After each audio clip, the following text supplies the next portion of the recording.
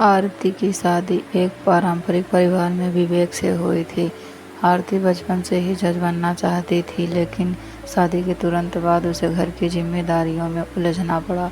विवेक के पिता और बाकी रिश्तेदार पुरानी सोच के थे, जिनका मानना था कि बहू का काम सिर्फ चौका बर्तन करना है। आरती ने धीरे धीरे अपने सपनों को बोलना शुरू कर दिया था, लेकिन घर में एक ऐसा इंसान था आरती की खामोशी को पढ़ रहा था।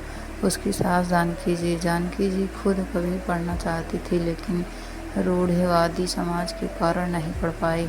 उन्होंने ठान लिया कि जो उनके साथ हुआ वह आरती के साथ नहीं होने देगी।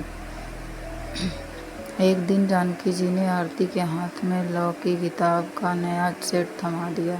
आरती चौंक गई। जानकी जी ने मुस्कुराकर कहा, तू अपनी पढ़ाई शुरू कर, मैं संभालूंगी। शुरुआत में ससुर जी और रिश्तेदारों ने बहुत हंगामा किया। ताने दिए गए कि बहू को सिर पर चढ़ा रखा है, लेकिन जानकी जी हर दीवार के सामने ढाल बनकर खड़ी हो गई।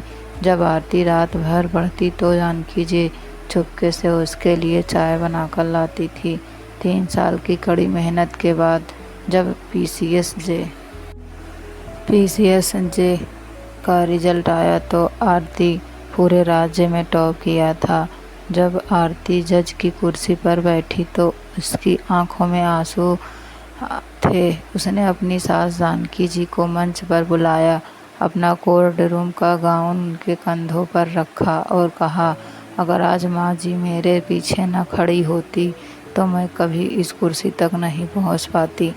पूरे हाल ने खड़े होकर इस सपोर्टिव सास के लिए तालियां बजाई। समझदार सास बहू बदलती सोच।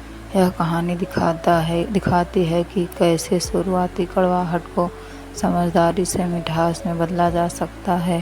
तो दोस्तों, यह कहानी आप सभी को कैसी लगी और कमेंट में ज़रूर बताना कि सास बहू का रिश्ता ऐसा ही होना चाहिए और किस किस की सास ऐसी हैं।